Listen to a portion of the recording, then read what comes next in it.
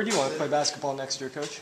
Pardon me? Where do you want to play basketball next year? We're going to play wherever they tell us to play. You have a preference? No, I mean, it doesn't matter what my preference is. What matters is that we're going to be out there for a year, and we know it's going to be, obviously more difficult when you're traveling to a home game. But that being said, for the long-term health of the program, the facility being redone the way it is great. And was much needed, and so there'll be some difficulties in terms of practices, not just for us, for everybody, the women's program, for the volleyball program, gymnastics, etc. All the people that use poly. But ultimately, it'll be great once it's done. It's going to be difficult for that 16-month stretch that we're going to be out there. Would it be possible, like if you're playing in, say, the Honda Center, would you spend the night there, or would you just bust down that day? Yeah, I'm not even, that's so far away. I'm not giving it, because you want to be sensitive to trying to get to class. And when you play in the Woods Classic, what do you find? Typically, it's changed over the years. It used to be that, my first 4 or 5 years, we had a banquet, and the coach was there, and there was a fundraiser attached to it. But typically what we do is go down after classes. Usually it's on Saturdays, so we'll go down after classes on Friday.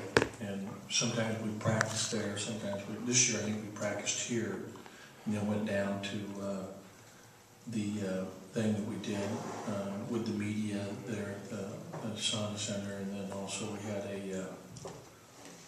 a function that some of our players were involved in, where we did a clinic for some of the kids or some of the mentally challenged adults that were part of one of the groups that received money from that tournament.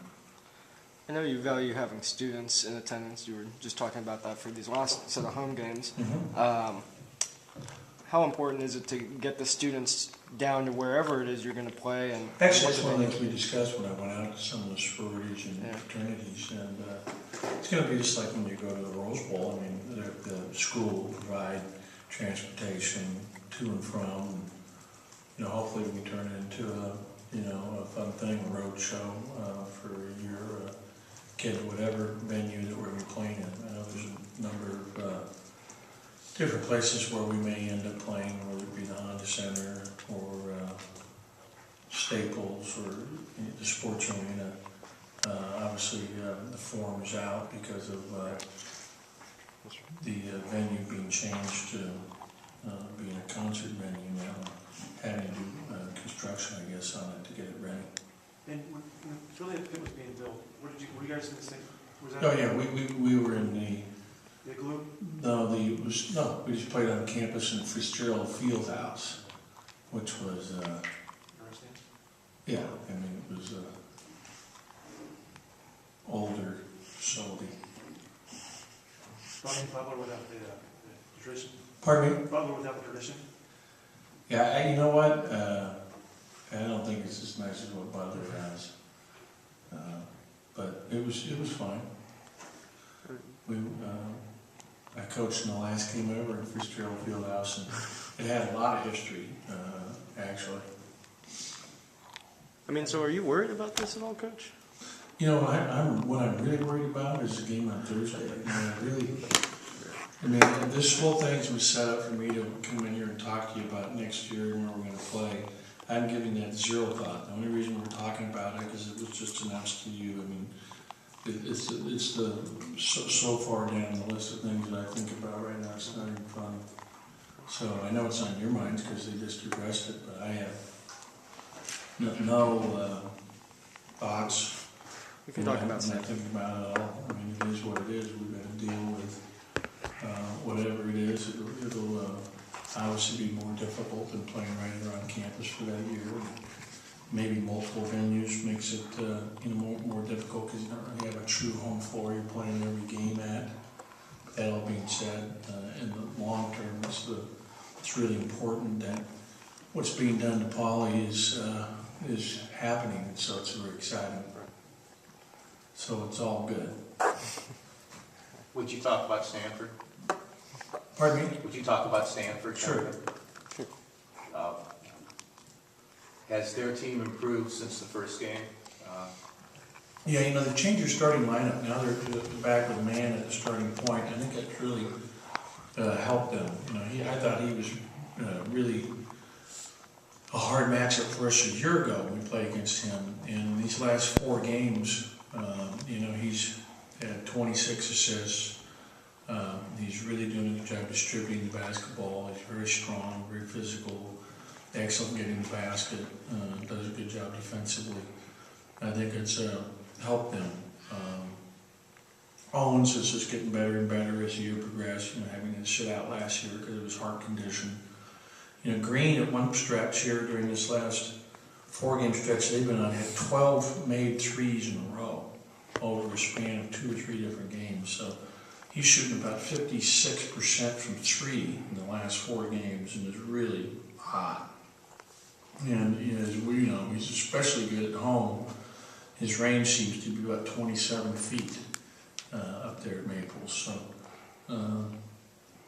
yeah, they've got a young team in some positions that are getting better and better. You know, the kid Powell is very athletic, very strong, can shoot it, can put the ball on the floor. So they do a lot of things. They played more zone than they've been playing in their win at Washington State. They had Washington State down 17 at the half, which will be, what is that, a week ago, Thursday, this coming Thursday. So they were in Pullman there and had them down by 17 at the half, which I think indicates that they're doing some good things. And you guys didn't have Josh last time you played him. How much of a difference do you think he'll have? Well, I mean, not having Josh, I mean, I watched that film and it definitely makes a difference because it takes away, you know, our best low post scoring threat. And I think Josh is playing pretty well right now. So it would definitely help to have Josh there and give us another big body. We have Malcolm stick on green. Yeah, that's who Malcolm is guarded in our first game. And he'll always be in the other team's best wing, so no question.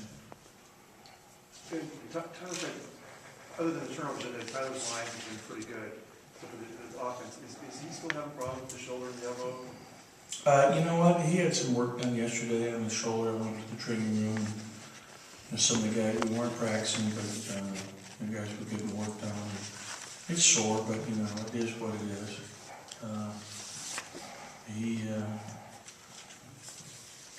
He's leading the league in block shots, so that's a pretty good stat. I think he's right there in defensive rebounds at 6.3 a game in conference. So he's doing a lot of good things. And I have confidence in his shot. And he's making his foul shots. So he's doing a good job. Are you surprised we're 25 games into the season, he's led you scoring 1 time? Yeah, I didn't even know that. But we have good balance. When you look at our team, we have 5 guys averaging in double figures. And typically that's what I like best for a team. Is not any one guy that if you stop him, he's going to